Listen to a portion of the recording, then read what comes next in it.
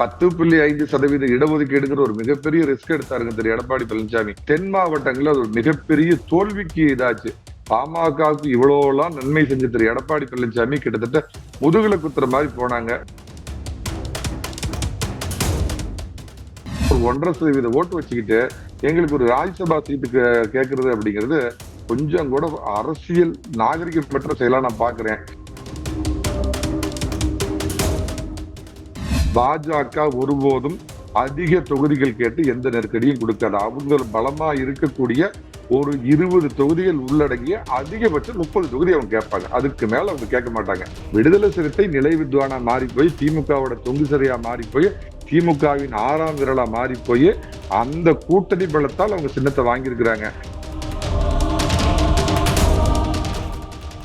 பாஜகவும் அதிமுகவும் ஒரே ஒற்றை புள்ளியில ஒரே கூட்டணியா வந்ததுக்கு அப்புறம் அந்த கூட்டணிக்கு போகாம காலம் தாழ்த்துறாங்க. அதுல ஒரு குழப்பத்தை ஏற்படுத்துறார் திரு ராமதாஸ்.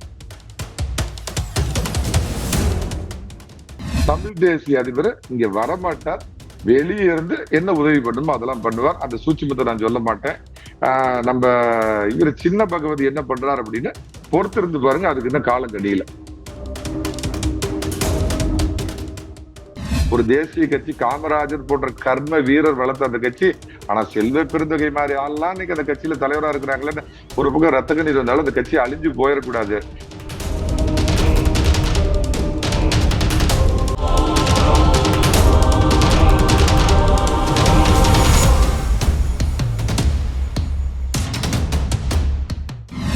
எல்லா பெஞ்ச் நேயர்களுக்கு வணக்கம். இன்னைக்கு நம்ம கூட அரசியல் விமர்சகர் சேலம் மணிகண்டன் சார் இருக்காரு. அவர்கிட்ட கேட்க நிறைய கொஸ்டின்ஸ் இருக்கு, வாங்க கேட்போம். வணக்கம் சார். வணக்கம். எல்லா பெஞ்ச் நேயர்களுக்கு உங்களுக்கு எல்லாத்துக்கும் வணக்கம். சொல்லுங்க தம்பி. சார், இப்போ பாமக சார்பா எடுத்துக்கிட்டா இப்போ ராமதாஸ் அன்புமணி மேல நிறைய விமர்சனம் வச்சிருக்காரு. இது எப்படி பாக்குறது? தமிழ்நாட்டுல மிகவும் ஒரு பிற்படுத்தப்பட்ட ஒரு சமுதாயத்தை சேர்ந்த அந்த சமுதாயத்திற்காக ஆரம்பிக்கப்பட்ட கட்சி பாட்டாளி மக்கள் கட்சி.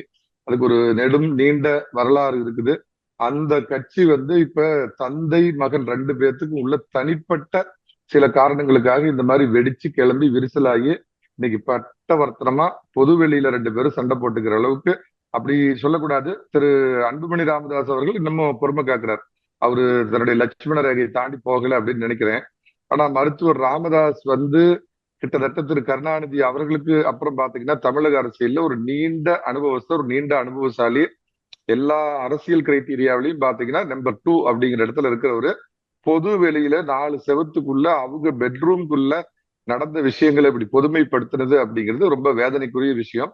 இதெல்லாம் தாண்டி நான் என்ன நினைக்கிறேன் அப்படின்னா, திரு ராமதாஸ் அவர்கள் திமுகவுக்கு சார்பாகவும் தேசிய ஜனநாயக கூட்டணியில அதிமுகவோட பாஜகவோட பாமகவை சேர்த்த கூடாது அப்படிங்கிற ஒரு இதுக்காக கருவியா அவர் பயன்படுத்தப்படுகிறாரோ அப்படிங்கிற என்னுடைய சந்தேகம் இருக்குதுங்க. எதுக்காக சொல்றேன்னா, கூட்டி கழிச்சு பாருங்க. நான் சொல்ற சில இன்சிடென்ட்லாம் உங்களுக்கு இது வரும். அதாவது இது இன்னைக்கு பாத்தீங்கன்னா திரு அமித்ஷா அவர்கள் டெல்லியில இருந்து வராரு. அன்னைக்கு முறைப்படி அதிமுகவோட கூட்டணி அமைக்கிறோம் அப்படின்னு சொல்லி சென்னையில ஐடிசி சோலாவில் ஒரு ஹோட்டல்ல அறிவிக்கிறப்ப அன்னைக்கு உள்ளபடியே ஒரிஜினல் திட்டம் என்னன்னா, பெரியவர் ராமதாஸ் ஒரு பக்கமும் திரு எடப்பாடி பழனிசாமி ஒரு பக்கமும் 2 பேர்த்தோடையும் நின்று தேசிய ஜனநாயக கூட்டணியை அறிவிக்கிறதா தான் திரு அமித்ஷா அவருடைய திட்டமா இருந்தது. ஆனா அதுக்கு நாள் பாத்தீங்க அப்படின்னா திடீர்னு நான் தான் இனிமேல் தலைவர், அன்புமணிய செயல் தலைவரா இறக்கம் பண்றேன் அப்படின்னு சொல்லிட்டு அந்த மாதிரி அவர் பண்ணினது முதல் நிகழ்வுங்க. 2வது, இப்ப இது ராஜ்யசபாவுக்கு யார் அப்படின்னு அதிமுகவில் ஃபைனலைஸ் பண்ணிட்டு இருக்காங்க 2 பேர். அது நான் அறிந்த வரைக்கும் இன்சைட் இன்ஃபர்மேஷன் 2 பேரும் அதிமுக வேட்பாளர்கள் தான் நிறுத்தப்படுவாங்க. திமுகவுல மாதிரி பிரபலம் இல்லாத, அதாவது கட்சிக்காக காலகாலமா உழைத்த 2ஆம் நிலை தலைவர்களுக்கு அந்த வாய்ப்பு கிடைக்கும். அதுலயும் குறிப்பா பாத்தீங்கன்னா இன்று வரை ஏழை இஸ்லாமியனாக ஆட்டோவில் வலம் வந்து கொண்டிருக்கும் தமிழ் மகன் உசேனுக்கு அந்த வாய்ப்பு கிடைக்கலாம் அப்படிங்கிற ஒரு இது வருது. 2வது இடமும் அதிமுக தான் போட்டி போடுதுங்கிறப்ப பாமக நேச்சுரலா அன்புமணி அவர்கள் மீண்டும் ஒரு எக்ஸ்டென்ஷனுக்கு எதிர்பார்த்துட்டு இருக்கிற இந்த சூழ்நிலையில நேற்று வியாழக்கிழமை தைலாபுரம் தோட்டத்துல இந்த மாதிரி ஒரு பாம் ஷெல் அடிச்சிருக்காரு டாக்டர் ராமதாஸ். அப்படின்னா நான் இன்னொரு விஷயத்தை உங்களுக்கு நினைவுபடுத்துறேன். மக்கள் நல கூட்டணி அப்படின்னு 2016 தேர்தலில் ஒரு கூட்டணி உருவாச்சு. கிட்டத்தட்ட அந்த கூட்டணி உருவானதுனாலதான் அதிமுக 2வது முறை ஆட்சிக்கு வர முடிஞ்சது. அந்த கூட்டணி உருவாகலைன்னா, ஏன்னா 1% வாக்கு வித்தியாசத்துலதான் அன்னைக்கு திமுக தோல்வியை தழுவிச்சு அதிமுக ஜெயிச்சது. அந்த மாதிரி திமுகவுக்கு மறைமுகமாக துணை போகிறார் இது தேசிய ஜனநாயக கூட்டணியில பாமக அங்கம் பெற்றுவிடக் கூடாதுங்கிறதுக்காக இந்த குடும்ப பிரச்சனையை பொதுமைப்படுத்தி அந்த கட்சியில ஒரு குழப்பத்தை ஏற்படுத்தி இந்த வயதில் டாக்டர் ராமதாஸ் ஒரு பொறுப்புள்ள குடும்ப தலைவனாக மாத்திரம் இல்லாம ஒரு பொறுப்புள்ள ஒரு அரசியல் கட்சியினுடைய பாரம்பரியமிக்க தலைவராகவும் இல்லாம இந்த மாதிரி ஒரு ஃபவுல் கேம் ஆடுறார் அப்படிங்கிறது தான் என்னுடைய பார்வைங்க. ஆனா வெளிப்படையா நமக்கு தெரியுது அந்த கட்சியில பாத்தீங்கன்னா 90% மேற்பட்ட நிர்வாகிகள் எல்லாமே திரு அன்புமணி ராமதாஸ் அவர்கள் பின்னாடி தான் இருக்கிறாங்க. அதுக்கு அவர் என்ன சொல்றாருன்னா, போன தேர்தலில் அதிமுகவோட நாங்க கூட்டணி வைக்க விரும்பணும், ஆனா இவரு வலுக்கட்டாயமா பாஜகவோட போய் கூட்டணி வச்சார் அப்படின்னா, ஒரு அரசியல் கட்சியினுடைய தலைவர்கள் ஒரு நிலைப்பாடு எடுக்கிறதுனா, ஒரு உதாரணத்துக்கு சொல்றேன்னு சேம் சைடு கோல்னு கூட வச்சுக்கோங்க. போன தடவை கூட்டணியே வேண்டான்னு எடப்பாடி பழனிசாமி பிஜேபியோட முடிச்சிட்டு வந்தார். ஆனா தேர்தல் முடிஞ்சதுக்கு அப்புறம் பாத்தீங்கன்னா பாஜகவும் அதிமுகவும் அந்த கூட்டணி தொடர்ந்து இருந்தா குறைஞ்சது ஒரு 18 முதல் 20 இடங்கள்ல ஜெயிச்சிருக்கலாம் அப்படிங்கிற ஒரு யதார்த்தமான பார்வை அதுக்கப்புறம் தெரிய வந்தது. சோ அப்ப பின்னாடி பாத்தீங்கன்னா திரு எடப்பாடி பழனிசாமி தன்னோட ஸ்டாண்டை மாத்திக்கிட்டார். இந்த திராவிட மாடல் ஆட்சியை தூக்கி அரபிக்கடல்ல எறியணும், திராவிட நாயகர் ஸ்டாலினை அரசியல் இருந்து அப்புறப்படுத்தணும், அப்ப பாஜகவோட கூட்டணி அவசியம் அப்படிங்கிறத உணர்ந்து சில பேர் அதுக்கு வேண்டாம் அப்படின்னு மறுப்பு தெரிவிச்ச இரண்டாம் நிலை தலைவர்கள் கூட சமாதானப்படுத்தி பிராக்டிக்கலா எடுத்து சொல்லி இன்னைக்கு பிராக்டிக்கலா ஒண்ணு சேர்ந்துட்டார் அப்படிங்கிற மாதிரி அன்புமணி அன்னைக்கு பாஜகவோட போனது ஒரு தவறான முடிவு, அது எதிர்பார்த்த வெற்றிகளை கொடுக்கல அப்படின்னு புரிஞ்சுக்கிட்டு இந்த முறை நேச்சுரலா இன்னைக்கு பாஜகவும் அதிமுகவும் ஒரே ஒற்றை புள்ளியில ஒரே கூட்டணியா வந்ததுக்கு அப்புறம் அந்த கூட்டணிக்கு போகாம காலம் தாழ்த்துறாங்க. அதுல ஒரு குழப்பத்தை ஏற்படுத்துறார் திரு ராமதாஸ். இதை தொடர்ந்துச்சு அப்படின்னா அது நிச்சயமாலுமே எங்க வட மாவட்டங்கள்ல ஒரு பலமான கட்சி பாமக, அதை மறுக்க முடியாது. அதுக்குன்னு ஒரு குறிப்பிட்ட ஒரு 5% அவங்க தனியா நின்னாலும் கூட்டணியில இருந்திருந்தாலும் அவங்க 5% வாக்கு கீழே போனதில்லை. நேச்சுரலா அதிமுகவோட பாமக சேர்றப்ப பாத்தீங்கன்னா அது வட மாவட்டங்கள் ஒரு பலமான கூட்டணி. ரெண்டாவது அதிமுகவுக்கு சில துரோகங்களை அவங்க செஞ்சாங்க அப்படிங்கிறது இந்த இடத்துல நான் குறிப்பிட்டு ஆகணுங்க. இவங்களுக்காக போன முறை திரு அன்புமணி அவர்களுக்கு ஒரு சீட்டை ஒதுக்கி கொடுத்தாங்க ராஜ்யசபாவுக்கு. ஆனா அவரு பாஜகவா அதிமுகவாங்கிறப்ப பாஜக பின்னாடி போய் நின்னார், அதிமுக கூட அவர் நிக்கல அப்படிங்கிற ஒரு துரோகம். மரியாதைக்குரிய தமிழகத்துல இன்னைக்கும் ஒரு கண்ணியமான அரசியலை நடத்தக்கூடிய திரு கருப்பையா மூப்பனார் அவர்களுடைய புதல்வர் ஜி.கே. வாசன் அவர்களுக்கு ஒரு சீட்டு இதே மாதிரி அதிமுக விட்டு கொடுத்தது. அவரும் பாஜகவா அதிமுகவாங்கிறப்ப அதிமுக பக்கம் நிக்காம பாஜக பக்கம் அவர் போனது கடந்த கால வரலாறு. ஆனாலும் இன்னைக்கு ஒரு நேச்சுரல் அலை இவங்களுக்கு பாமகவுக்கு தமிழகத்தில் அதிமுக தலைமையில் எடப்பாடி பழனிசாமி தலைமையில் இருக்கிற தேசிய ஜனநாயக கூட்டணி விட்டா அவங்களுக்கு வேற ஆப்ஷன் இல்லை. ஆனால் இந்த கூட்டணி வந்துடக்கூடாதுங்கிறதுக்காக ராமதாஸ் இந்த மாதிரி வேலைகளை முன்னெடுத்து போறார். இதை மீண்டும் மீண்டும் அவர் தொடர்ந்தார் அப்படின்னா அவர் அந்த கட்சியில தனி ஒற்றை மரமா அந்த கட்சியோட நிறுவனர் வளர்த்தவர், அதுக்காக கஷ்டப்பட்டு ஊர் ஊரா போய் அந்த கட்சியை வளர்த்தவர். பட் எல்லாத்துக்கும் ஒரு காலம் இருக்குது தம்பி. கருணாநிதி அவர்கள் தன்னுடைய இறுதி காலத்துல முடியாதப்ப பாத்தீங்கன்னா செயல் தலைவர்னு தன்னுடைய மகனை கொண்டு பாத்தீங்கன்னா அவர் அந்த இடத்துக்கு இன்னைக்கு வந்த மாதிரி. ஏன்னா குடும்ப கட்சி, இந்த கர்மாந்திரம் குடும்ப கட்சிங்கிறது எனக்கு தெரிஞ்சு இந்தியாவுல பாரதிய ஜனதாவிலையும் தமிழகத்துல அதிமுகவிலையும் இல்ல. அதோட பிளஸ்ஸே அதுதான். சில நேரத்துல அது மைனஸ். எப்படி புரட்சி தலைவர் மறைஞ்சப்ப ஒரு பெரிய பிரச்சனை எல்லாம் உருவாகி ஜெயலலிதா அப்படிங்கிற ஒரு தன்னிகரற்ற தலைவி சுயம்புவா தானே உருவானாங்க. அதே மாதிரி அவங்க மறைஞ்சதுக்கு அப்புறம் அதிமுகவில் பெரும் குழப்பம்லாம் ஏற்பட்டு சுயம்புவாக ஒரு கிளை செயலாளராக இருந்து இன்னைக்கு இந்த நிலைமைக்கு திரு எடப்பாடி பழனிசாமி தன்னை வளர்த்து எடுத்துக் கொண்டாரோ அது மாதிரி அது ஒரு பிளஸ்ங்க அதிமுகவுக்கு. இந்த குடும்ப கட்சியில இதுதான் பிரச்சனை. ஒருவேளை ராமதாஸ் இதையே தொடர்ந்தார் அப்படின்னா அவர் தனிமைப்படுத்தப்பட்டு ஒட்டுமொத்த பாமகவும் அன்புமணி பின்னாடி திரளும். அது தேசிய ஜனநாயக கூட்டணியில் அதிமுக தலைமை ஏற்று இந்த கூட்டணிக்கு வரும் அப்படிங்கறதா இன்னைக்கு எதிர்காலத்தில் இருக்கிற அரசியல் கள நிலவரங்க. இப்ப 2021 எலெக்ஷன்ஸ் எடுத்துக்கிட்டா இப்ப அதிமுக கூட்டணியில தான் பாமக இருந்தாங்க. அப்படின்னும் போது 20 சீட் பாஜகவோட அதிகமான சீட்ஸ் வாங்கியிருந்தாங்க. இப்போ 2026 எலெக்ஷன்ஸும் அதே ஒரு பவரோட பாஜக வருவாங்களா, இல்ல பாஜக விட அதிகமான சீட்ஸ் பெறுவாங்களா என்ற ஒரு கொஸ்டின் இருக்குல்ல. அந்த இடத்துல ராமதாஸ் என்ன சொல்றாருன்னா அவருடைய ஆளுமையை கொஸ்டின் கேட்கிறாரு. இல்லைங்க, அப்படி இல்லைங்க. அதாவது முதல்ல ஒரு விஷயத்த சொல்லிடுறேன். இங்க பாத்தீங்க அப்படின்னா இந்த அரசியல் விமர்சகர் அப்படிங்கிற பேர்ல இந்த கூட்டணியை உடைக்கிறதுக்கு, இந்த கூட்டணியில மறுபடியும் ஒரு பிரிவு வராதா அப்படிங்கிறதுக்காக எல்லாம் சில பேர் சில குயுக்தியான 3ஆம் தர வேலைகளை பண்ணிட்டு இருக்கிறாங்க. முதல் மீட்டிங்ல மரியாதைக்குரிய உள்துறை அமைச்சர், மரியாதைக்குரிய தமிழக எதிர்க்கட்சி தலைவர் திரு எடப்பாடி பழனிசாமி அவர்களும் பேசுறப்பயே mister Palaniswami 2026 for yours, 2029 for BJP அப்படிங்கிற ஒற்றை புள்ளியில தான் 2 பேரும் இந்த கூட்டணியே வச்சிருக்காங்க. நான் இன்னைக்கு உங்க சேனல் மூலமா நீங்க அண்டர்லைன், நீங்க இதை நான் சொல்றதை நீங்க நோட் பண்ணி வச்சுக்கோங்க. பாஜக ஒருபோதும் அதிக தொகுதிகள் கேட்டு எந்த நெருக்கடியும் கொடுக்காது. அவங்க பலமா இருக்கக்கூடிய ஒரு 20 தொகுதிகள் உள்ளடங்கிய அதிகபட்சம் 30 தொகுதி அவங்க கேட்பாங்க. அதுக்கு மேல அவங்க கேட்க மாட்டாங்க.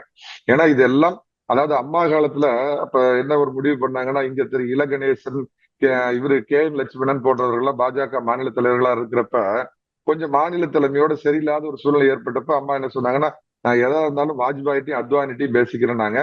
ஆனா நல்ல வேளை இப்ப பாத்தீங்கன்னா அண்ணாமலையோட வெளியேற்றத்துக்கு பின்பு பாத்தீங்கன்னா தேசிய திராவிட மாப்பிள்ளை நயினார் நாகேந்திரன் அதிமுக இருந்தவர் எங்க தலைவரா இருக்கிறார். நல்ல நட்புணர்வோட சகோதர பாசத்தோட திரு எடப்பாடி பழனிசாமி பழகிட்டு இருக்கார். ஆனால் கூட்டணி விஷயங்கள் பிற இத்தியாதி விஷயங்கள்லாம் பாத்தீங்கன்னா திரு பழனிசாமி நேரடியா அமித்ஷாட்ட பேசுறாரு. அதனால முதல்ல அந்த மாதிரி சில துரைசாமிகள் எதிர்பார்க்கிற மாதிரி எந்த பிரச்சனைகளும் இதுல வராது அப்படிங்கிறது என்னோட பாயிண்ட் நம்பர் 1. அந்த துரைசாமி சொன்ன அரசியல் ஆர்வம்லாம் இது வரைக்கும் பலிக்கல. அதிமுக பாஜக கூட்டணி மறுபடியும் ஏற்படாது அப்படின்னு சொன்னாரு. அவர் நான் பொதுவெளியில டிவிலேயே சேலஞ்சு பண்ணேன். இன்னைக்கு ஏற்பட்டுச்சு. அண்ணாமலை காமராஜர் மாதிரி பெரிய தலைவர் அப்படின்னு பெரிய பில்டப் எல்லாம் கொடுத்து அவரை மாத்த மாட்டாங்கன்னு சொன்னாங்க. நான் சொல்லுவேன், இன்னும் 1 மாசத்துல அண்ணாமலையை மாத்துறாங்க, எழுதி வச்சுக்கணும் மிஸ்டர் ரவீந்திரன் துரைசாமி அப்படின்னு. அவரை மாத்துறாங்க. இப்ப அடுத்தது என்ன பண்றாருன்னா, தன் பலமறிந்து பாஜக சீட்டு கேட்க வேண்டும். அதாவது என்னங்கிறாருன்னா 90 சீட்டு கொடுக்கணுமா பாஜகவுக்கு. இது எப்படி பாருங்க, இந்த அவரோட நிலைப்பாடே பாத்தீங்கன்னா ரொம்ப வித்தியாசமா இருக்கும். மத்தியில பிஜேபி ஆதரிப்பாராம், மோடி ஆதரிப்பாராம். மாநிலத்துல பாத்தீங்கன்னா ஸ்டாலின் இன்டாக்டா இருக்குது. கலைஞரோட பெரிய ராஜதந்திரி, காமராஜர் மாதிரி ஒரு பெருந்தலைவர் அப்படின்னு அண்ணாமலைக்கு ஏகப்பட்ட பில்ட் எல்லாம் கொடுத்து இங்க திமுக ஆதரிப்பாரு. இப்ப இது நாம எதிர்பார்த்த ரெண்டுமே நடக்கல அப்படின்னு சொன்ன உடனே பாஜக தன்னுடைய பலம் அறிந்து சீட்டுகளை கேட்க வேண்டும் அப்படின்னு இவரு அமித்ஷாவுக்கே இவர் அறிவுரை சொல்றாரு. அமித்ஷாவுக்கு தெரியாத தமிழகத்துல பாஜகவுடைய பலம் என்னவா இருக்குது, திரு எடப்பாடி பழனிசாமியோட எப்படி எல்லாம் ஒரு பொலிட்டிக்கல் அட்ஜஸ்ட்மெண்ட்ல போகணும் அப்படிங்கிறது. இதெல்லாம் ஒரு பக்கங்க. பாமக விஷயத்துக்கு வரேன். பாமகவும் யதார்த்தத்தை புரிந்து கொள்ளும். பாஜகவே இவ்வளவு சீட்டு தான் கேட்கிறாங்க. இதுல திரு ராமதாசால ஏற்பட்ட பிரச்சனை என்னதான் மறுபடியும் 2 பேரும் சேர்ந்து ஒன்னா வந்தா கூட அந்த ஒரு பிளவு அவங்களுக்குள்ள இருக்கிற மனக்கசப்புங்கிறது இன்னைக்கு சாதாரண எல்லார் வீட்டையும் எட்டி பார்த்ததுக்கு அப்புறம் அதனால ஒரு வாக்கு சரிவு அவங்களுக்கு ஏற்படும். அதை நம்ம மறைக்க முடியாது, மறுக்க முடியாது. அப்ப பலம் அறிந்து தான் அந்த சீட்டை கேட்பாங்க. அவங்களுடைய பலம் அறிந்து அந்த சீட்டை ஒதுக்குவார். 2வது 10.5% இடஒதுக்கீடுங்கிற ஒரு மிகப்பெரிய ரிஸ்க் எடுத்தாருங்க திரு எடப்பாடி பழனிசாமி. இவங்களுக்காக எடுத்த ரிஸ்க். ஆனால் தென் மாவட்டங்கள்ல அது ஒரு மிகப்பெரிய தோல்விக்கு இதாச்சு. பாமகவுக்கு இவ்வளவு எல்லாம் நன்மை செஞ்ச திரு எடப்பாடி பழனிசாமி கிட்டத்தட்ட முதுகுல குத்துற மாதிரி போனாங்க. இருந்தாலும் அரசியல்ல நிரந்தர பகையாளி கிடையாது, நிரந்தர நண்பன் கிடையாது. இந்த ஒற்றை எதிரி, தமிழகத்தின் எதிரி, தமிழ் குலத்தின் எதிரி, தமிழ்நாட்டின் எதிரி, இந்திய தேசத்திற்கு எதிரி, இந்திய பிரிவினை பேசும் ஸ்டாலின் திமுகவை இந்த நாட்டை விட்டு அவங்களுக்கு பிடிச்ச அரபிக்கடலை தூக்கி எறியுங்கிற ஒற்றை புள்ளியில இந்தியா, இலங்கை, மலேசியா, சிங்கப்பூர், சீனா, பாகிஸ்தானு, துருக்கி இவங்களை தவிர எந்த கட்சியோட வேணாலும் அதிமுக கூட்டணி வச்சுக்கும் அப்படிங்கிறது அதோட நிலைப்பாடு. இதை உணர்ந்துகிட்டு வருவாங்க. அதே மாதிரி தன் பலம் புரியாத, பலத்தை புரிந்து கொண்டும் புரியாத மாதிரி இருக்கிற மரியாதைக்குரிய வாழும் தெய்வமான கேப்டன் அவர்களின் துணைவி மரியாதைக்குரிய பிரேமலதா விஜயகாந்த் அவர்களும் அவங்களோட பலமே 1.5%, 2%. ஆனா எனக்கு ஒரு ராஜ்யசபா சீட்டு கொடு அப்படின்னு கேட்கறது எந்த விதத்துல நியாயமா இருக்குங்க? திரு வாசன் அவர்களுக்கு கொடுத்தா அவருடைய பின்புலத்தை பார்க்கணும். திரு ஜி.கே. மூப்பனாருடைய மகன் பாஜகவோட ஒரு நெருங்கிய தொடர்புல உள்ள தலைவர், தமிழகத்தில் எந்த ஒரு அப்பழுக்கற்ற ஒரு மனிதர் அப்படிங்கிற அடிப்படையில அவருடைய தனிப்பட்ட அவருடைய அந்த தகுதி அடிப்படையில கொடுக்கப்பட்ட சீட்டு. இவங்களுக்கு பாத்தீங்க அப்படின்னா ஒரு 1.5% ஓட்டு வச்சுக்கிட்டு எங்களுக்கு ஒரு ராஜ்யசபா சீட்டு கேட்கறது அப்படிங்கிறது கொஞ்சம் கூட அரசியல் நாகரிகமற்ற செயலா நான் பாக்குறேன். நிச்சயமா 2 சீட்லயும் அதிமுக தான் போட்டியிடும். இதை புரிந்து கொண்டு அந்நியார் அவர்களும் இந்த கூட்டணிக்கு வருவாங்க உறுதியா. ஒரு பலமான கூட்டணி தமிழகத்தில் அதிமுக தலைமையில் பாஜக, பாமக, தேமுதிக, ஜி.கே. வாசன், டாக்டர் கிருஷ்ணசாமி, இவரு பாத்தீங்கன்னா தென் மாவட்டங்கள்ல இருப்பாரு ஜான் பாண்டியன், ஆமா ஏசி சண்முகம், மரியாதைக்குரிய வேந்தர், இவங்க தலைமையில ஒரு பலமான கூட்டணி வரும். நம்ம இவரு தமிழ் தேசிய அதிபர் இங்க வரமாட்டார். வெளியே இருந்து என்ன உதவி பண்ணுமோ அதெல்லாம் பண்ணுவார். அந்த சூட்சுமத்தை நான் சொல்ல மாட்டேன். நம்ம இவரு சின்ன பகவதி என்ன பண்றாரு அப்படின்னு பொறுத்திருந்து பாருங்க. அதுக்கு இன்னும் காலம் கடியில. இப்ப நான் அதை பத்தி எதுவும் சொல்ல மாட்டேன். சரி, இப்போ நம்ம ராமதாஸோட விமர்சனத்தை வைக்கும் போது அவர் என்ன சொல்றாருன்னா, கட்சி இதுக்கு முன்னாடி நாங்க சென்ட்ரல்ல மினிஸ்டரா இருந்திருக்கோம். இதுக்கு முன்னாடி கட்சி எந்த அளவுக்கு பலமா இருக்கோ அந்த பலத்துல இருந்து நான் உங்களுக்கு தலைவர் பொசிஷனை கொடுத்தேன். ஆனா நீ கட்சியை வளர்த்தல. அதுதானே அவரோட மிகப்பெரிய விமர்சனமா இருக்கு. இப்போ ஆப்போசிட்ல விசிகே பார்த்தா அவங்க ஒரு முக்கியமான கட்சியா வளர்ந்துருக்காங்க. அப்படின்னும் போது பாமக தன்னுடைய அங்கீகாரத்தை இழந்திருக்காங்க, தன்னோட சின்னத்தை இழந்திருக்காங்க போது அவர் கொஸ்டின் கேட்கறது ரைட்டா தானே படுது. அவங்க கம்பாரிசனே முதல்ல தப்புங்க. பாமக கூட்டணியில் இருந்தும் தனித்து நின்றும் பாத்தீங்க அப்படின்னா இதுவரைக்கும் அவங்க அரசியல் கட்சி ஆரம்பிச்சது 1996 முதல்ல பன்ருட்டி ராமச்சந்திரன் சுயேட்சையா யானை சின்னத்துல இருந்து ஜெயிச்ச காலத்துல இருந்து 5% வாக்குக்கு அவங்க இதுவரைக்கும் குறைஞ்சது கிடையாது. ஆனால் கடந்த முறை மக்கள் நல கூட்டணிங்கிற பேர்ல நின்ன திருமாவளவன் மத்த இந்தியாதி இந்த 10 கோடி கம்யூனிஸ்ட் 15 கோடி கம்யூனிஸ்ட் மரியாதைக்குரிய கேப்டன் விஜயகாந்த் இவங்க எல்லாம் நின்று மொத்தமே 5%. தனியா என்ற அளவுக்கும் விடுதலை சிறுத்தைகள் திருமாவளவன் களங்கண்டார்னா அவர் 1% ஓட்டை தாண்ட மாட்டார். சோ தனிப்பட்ட முறையில் அவன் பலமுள்ள கட்சிங்கிறது பாமக தான். விடுதலை சிறுத்தை நிலை வித்வானா மாறி போய் திமுகவோட தொங்கு சரியா மாறி போய் திமுகவின் 6ஆம் விரலா மாறி போய் அந்த கூட்டணி பலத்தால் அவங்க சின்னத்தை வாங்கியிருக்கிறாங்க. அதுவும் சிதைப்படும், பொறுத்திருந்து பாருங்க. எதனால சொல்றேன் அப்படின்னா விஜய் அவர்கள் ஒருபோதும் தனித்து நிக்க மாட்டாருங்க. அவருக்கு பிரச்சனை என்ன அப்படின்னு கேட்டீங்கன்னா நடிகர்களுக்கு எல்லாம் பொதுவா பாத்தீங்கன்னா தலைக்கு பின்னாடி ஒரு பெரிய ஒளிவட்டம் இருக்கிறதா நினைப்பாங்க. இப்ப விஜய் என்ன நினைக்கிறாருன்னா நமக்கு இப்ப ஆசியாவிலேயே ஜாக்கி சானுக்கு அடுத்து நாம தான் மிகப்பெரிய ஒரு நடிகரா இருக்கிறோம், புகழ்பெற்ற நடிகரா இருக்கிறோம் அப்படின்னு நினைக்கிறார். இருந்தாலும் கலை யதார்த்தம் தெரியுது. அப்போ ஒரு கூட்டணி தனக்கு தேவை அப்படிங்கிறப்ப நேச்சுரலா ஒண்ணு புரிஞ்சுக்க, நான் ஒரு குறைச்சி மதிப்பு இல்லை, நிச்சயமா ஒரு 10% வாக்குகளை அவர் பிரிப்பார், அதில் நான் மாற்று கருத்தே இல்லை. ஆனால் இதுவரை சிறுபான்மை சமுதாயத்திலிருந்து ஒரு பிரபலமான வசீகரமான தலைவர் தமிழக அரசியல் உருவானது இல்லை. அது விஜய் கிறிஸ்தவ சமுதாயத்தை சேர்ந்தவர், அது வந்திருக்கிறார். அவரோட முதல் பிளஸ் பாயிண்ட் கொத்தா எந்த விலையும் கொடுக்காம கண்ணை மூடிக்கிட்டு சிறுபான்மை சகோதரர்கள், குறிப்பா இஸ்லாமிய சகோதரர்கள் கண்ணை மூடிக்கிட்டு உங்களையே அழிக்கிற இந்த திமுக காலகாலமா ஓட்டு போட்டுக்கிட்டு இருந்த இஸ்லாமியர்கள் கொஞ்சம் விழித்து கொண்டு விஜய் பக்கம் போவாங்க. நிச்சயமா டென்ட் ஆகும். அதிமுக பாஜகவோட கூட்டணி வச்சதுனால சிறுபான்மையினர்கள் ஓட்டு வராதுன்னு சொல்ற ஒரு வாதத்துக்காக நான் ஏத்துக்கிட்டேன் அப்படின்னு பார்த்தா கூட திமுக கொத்தா போயிட்டு இருந்த சிறுபான்மையினர் ஓட்டுகள் விஜய் பக்கம் போகும். இது முதல் பாயிண்ட்.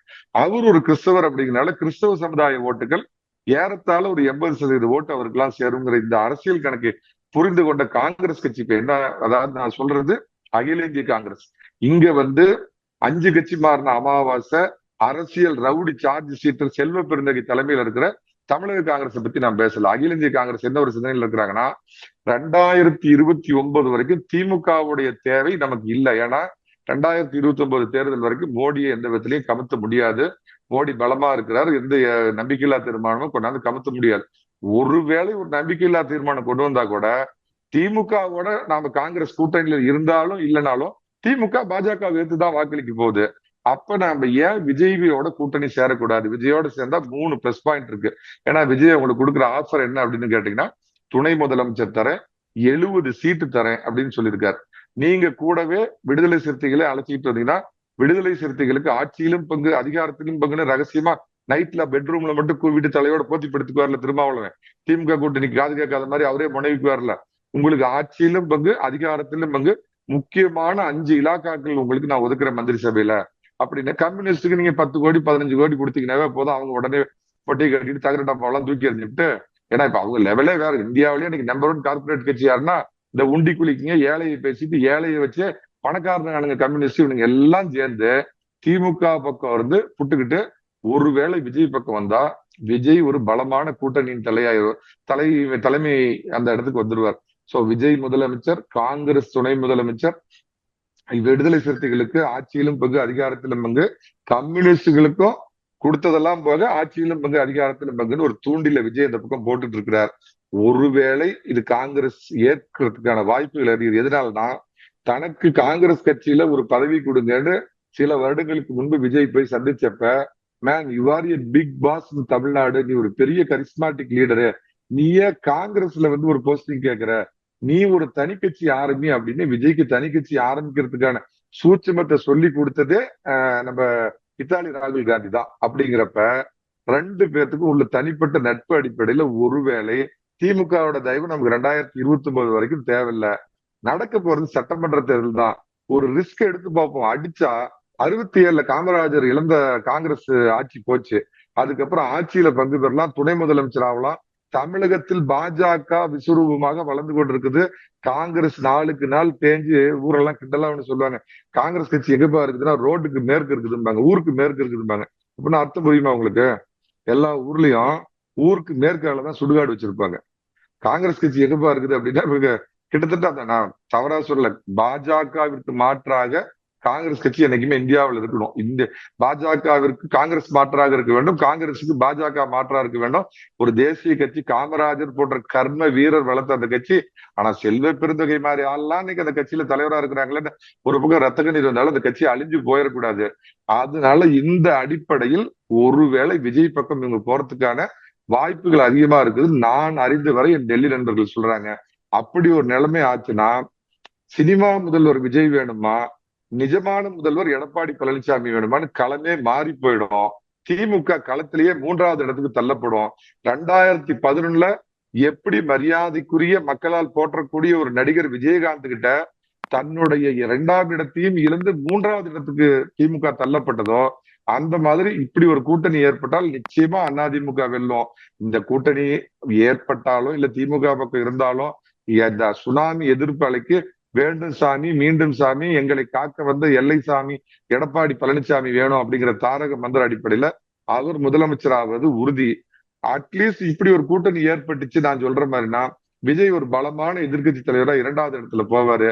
அநேகமா 67 எப்படி காங்கிரஸ்ங்கிற ஒரு இயக்கம் துரதிருஷ்டவசமா தமிழ்நாட்டில இருந்து துடை தெரியப்பட்டதோ, இந்த பிரிவினை பேசும் பிரிவினைவாத மொழி இன அரசியல் துவேஷத்தை பேசி தமிழ்நாட்டை எப்பயுமே ஒரு கொதிநெல்ல வச்சிருக்கிற திமுக கட்சி அநேகமா 2026 சமாதி கட்டப்படலாம். அப்படியும் ஒரு வாய்ப்பு இருக்குது. அதை மறுப்பதற்கில்லை. சார், உங்க நேரத்தை ஒதுக்கி நிறைய கருத்துக்களை தெரிவித்தமைக்கு ரொம்ப ரொம்ப நன்றி சார். நன்றிங்க. தமிழக அரசியல் களத்தை பத்தி உங்களுடைய வாசகர்கள்ட்ட சொல்றதுக்கு எனக்கு ஒரு மிகப்பெரிய வாய்ப்பு கொடுத்திருக்கிறீங்க. என் உண்மையான முகத்தோட பேசுறதுக்கு எனக்கு வாய்ப்பு கொடுத்த உங்கள் தொலைக்காட்சிக்கு மிகுந்த நன்றி. நன்றி சார்.